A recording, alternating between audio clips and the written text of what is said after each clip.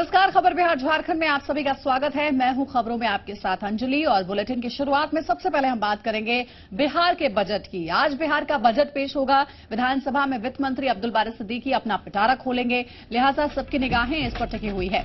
माना जा रहा है कि इस बार का बजट भी पिछले साल की तरह ही 7 निश्चय पर आधारित होगा, जिसमें शिक्षा, स्वास्थ्य, इंफ्रास्ट्रक्चर पर खास फोकस दिए जाने की उम्मीद है। पिछले साल की तुलना में भी इस बार का बजट 10% ज्यादा रह सकता है। सूत्रों के मुताबिक इस बार के बजट में किसी भी तरह का नया टैक्स शामिल नहीं किया गया है। इस वजह से लोगों को बढ़ती कीमतों और महंगाई से राहत मिल सकती है।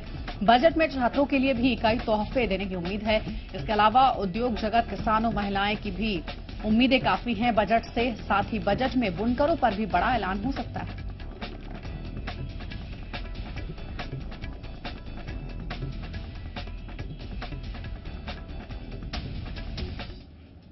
बिहार वासियों की निगाहें। बिहार के लिए वित्तीय वर्ष 2017-18 का नया बजट काफी बदला हुआ होगा। नए बजट में योजना और गैर योजना आकार का जिक्र नहीं होगा। इनके स्थान पर नए प्रारूप में बजट को पेश किया जाएगा। योजना आकार के स्थान पर वार्षिक योजना और गैर योजना आकार के स्थान पर स्थापना एवं प्रतिबद्ध व्यय की श्रेणियों में बांटकर बजट को पेश किया जाएगा। वार्षिक योजना के तहत 3 श्रेणियों में सभी योजनाओं को रखा जाएगा। नए बजट में वार्षिक योजना की श्रेणी में सभी योजनाएं शामिल होंगी। इसके लिए इस बार करीब 80,000 करोड़ रुपए निर्धारित करने की योजना है। 2017-18 के बजट आकार में 20% वृद्धि होने का अनुमान है। अनुमान के मुताबिक बिहार सरकार 1.75 लाख करोड़ रुपए का बजट पेश कर सकती है। बिहार का ये बजट पड़ोसी राज्य यूपी के बाद दूसरा बड़ा बजट होगा। इस साल बजट बनाने से पहले वित्त मंत्री ने अलग अलग पेशे से जुड़े लोगों से राय ली है। ब्यूरो रिपोर्ट, जी मीडिया। तो बजट पर आज दिन भर जी पुरवैया की निगाहें टिकी हुई हैं। हर छोटी बड़ी अपडेट आपको मिलती रहेगी। फिलहाल हम पटना का रुख करेंगे। जी मीडिया संवाददाता रुपेंद्र हमारे साथ जुड़ रहे हैं। रुपेंद्र, बिहार का बजट आज पेश करेंगे वित्त मंत्री अब्दुल बारी सिद्दीकी, सबकी नजरें इस पर टिकी हुई हैं, लेकिन आपको क्या लगता है, क्योंकि खबर को आप कवर कर रहे हैं, तो आज जो बजट पेश होगा वित्त मंत्री के द्वारा, वो क्या बिहार की जनता के चेहरे पर मुस्कान ला पाएगा?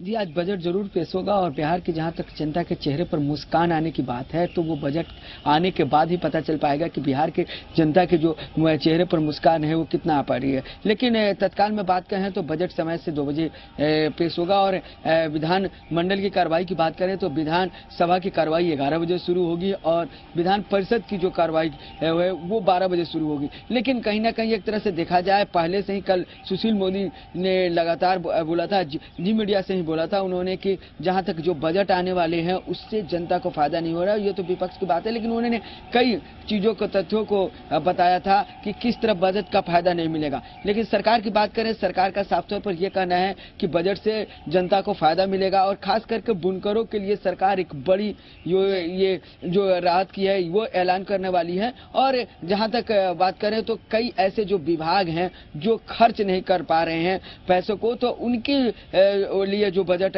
के लिए जो राशि दी जाएगी उसमें जरूर कटौती की जाएगी। तो बजट आने के बाद ही ये पता चल पाएगा कि बिहार की जनता के लिए कितना फायदा होगा। हर किसी के लिए कुछ न कुछ तोहफा जरूर होगा इस बार के बजट में, ऐसा फिलहाल कहा जा रहा है। लेकिन उद्योगपति जो है बिहार के, उन्हें बहुत ज्यादा उम्मीदें हैं इस बार के बजट से, क्योंकि बिहार में आप देख लीजिए तो कोई भी बड़ा इंडस्ट्री अब तक स्टैब्लिश नहीं हो पाया है, और बल्कि ये कहें कि बिहार के जो उद्योगपति हैं वही संतुष्ट नहीं है वहां के नियमों से। तो ऐसे में सरकार क्या उनके लिए कुछ खास ला सकती है इस बार के बजट में?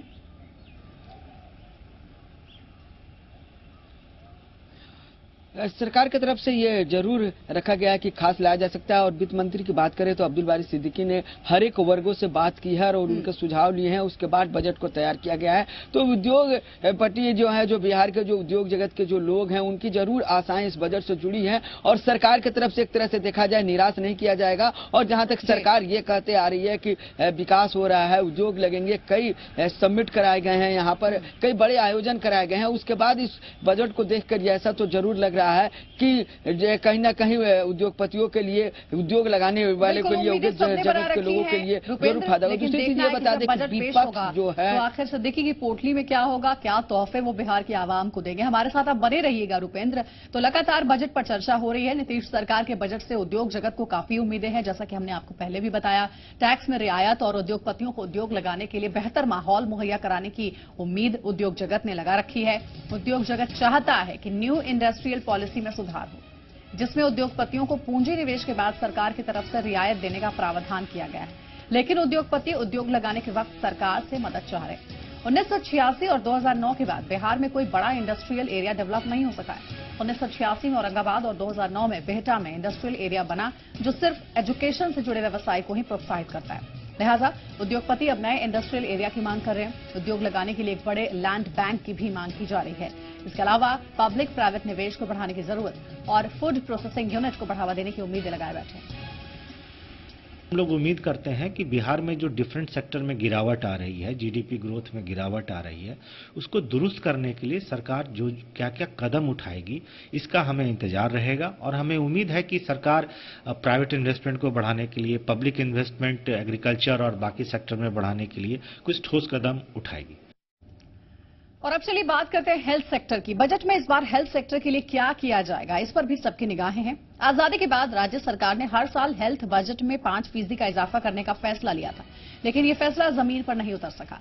सरकार के सामने सबसे बड़ी चुनौती हेल्थ सेक्टर के इंफ्रास्ट्रक्चर के साथ साथ ह्यूमन रिसोर्सेज को बढ़ाना है, लेकिन सरकार की चुनौतियां कई हैं।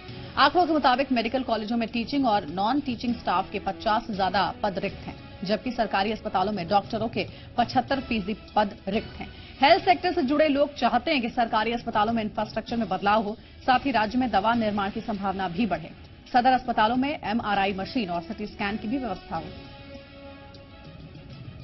हम लोग को अपेक्षा यह है कि स्वास्थ्य पर बजट पिछले साल की तुलना में कम से कम दूना होगा। डॉक्टरों की कमी है, पैरामेडिकल्स की कमी है, मैनेजर बढ़ते चले जा रहे हैं, इस पर रोक लगाई जानी चाहिए। ओवरऑल तो हम यही कहेंगे कि स्वास्थ्य बहुत महत्वपूर्ण है और राज्य सरकार को अगर डेवलपमेंट इंडेक्स पर और ऊंचा जाना है तो वो स्वास्थ्य के मामले में गंभीरता से विचार करे और इसके बजट को मानव संसाधन को ध्यान में रखते हुए भी बढ़ावे। संवाददाता रुपेंद्र हमारे साथ जुड़े हुए, रुख करना चाहेंगे हेल्थ सेक्टर के बारे में, उनसे जानकारी हासिल कर लेते हैं। रुपेंद्र, अगर हम हेल्थ सेक्टर की मांगों पर ध्यान दें इस बार के बजट में, तो जितनी भी उम्मीदें और मांगे हैं हेल्थ सेक्टर से जुड़ी, सभी लगभग जायज हैं। और सबसे बड़ी बात क्या है कि इस बार सरकार को फोकस करना होगा कि जो सरकारी अस्पताल हैं, जो गरीबों के लिए बनी है, वहां इलाज की व्यवस्था बेहतर हो, दवाइयां जो मुफ्त में दी जाती हैं गरीबों को, जो सुविधाएं अस्पताल की ओर से दी जाती हैं, वो बेहतर हो, और इसके लिए बड़े निवेश की जरूरत है। इस बार कितना फोकस रहेगा वित्त मंत्री का हेल्थ सेक्टर पे?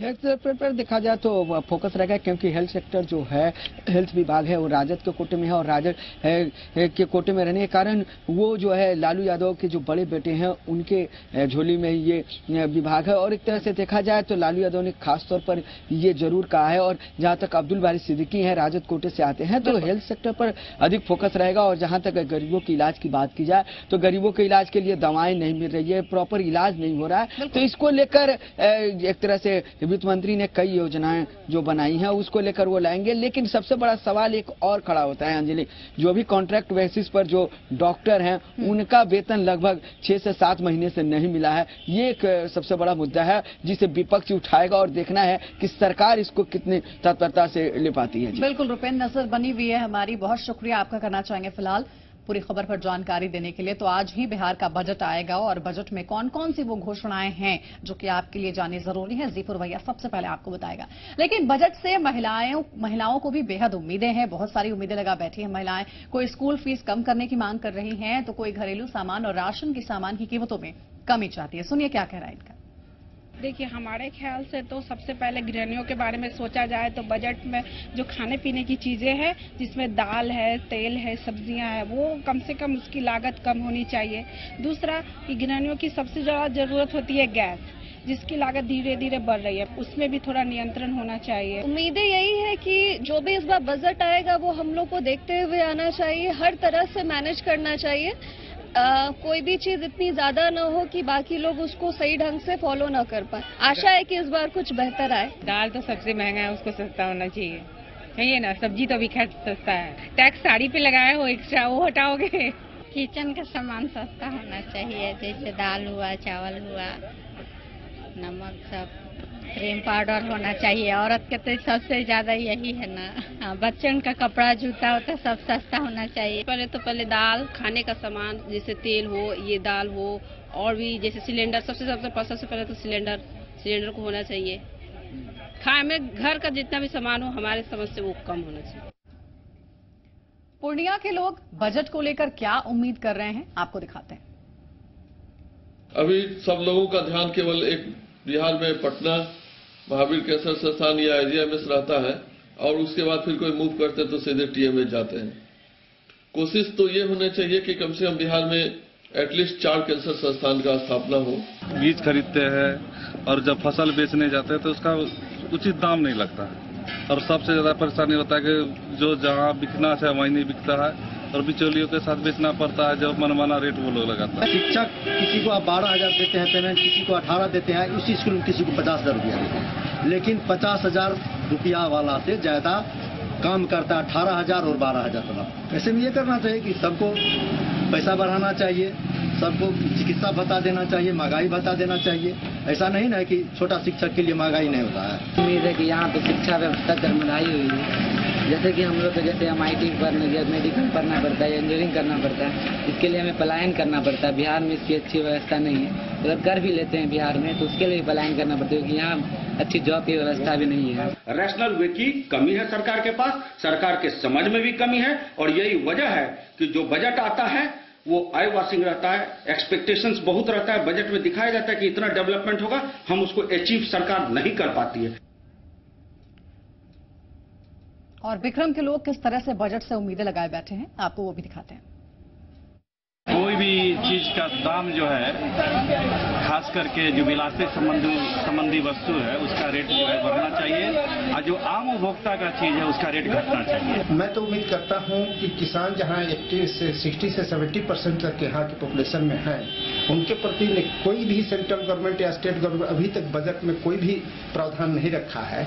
अगर बजट पास हो तो किसानों को देखते हुए खाद, बीज, सिंचाई की सारी व्यवस्था को पर इसको चलाने के लिए वो बजट में अधिक से अधिक काम कर सकते। ऐसा अनुमान हो रहा है कि बजट अच्छा बनेगा और गरीब मजदूरों, किसानों, अल्पसंख्यकों, तमाम लोगों के हित की ही बजट बनाएंगे। बजट से उम्मीद है कि विकासशील बजट बनेंगे। हमको विशेष कुछ उम्मीद नहीं है, पूर्ववत चलेगा, कोई खास नहीं। जब तक यहाँ सबसे ज्यादा भ्रष्टाचार की वजह से यहाँ का कोई भी बजट बनेगा वो खत्म होता है। मेरी चाहत है कि सबसे पहला यहाँ के लोग जो हो थोड़ा सा निष्ठा अपने प्रांत के प्रति रख करके ईमानदारी पूर्वक कुछ काम करें, ताकि प्रांत कुछ आगे बढ़े।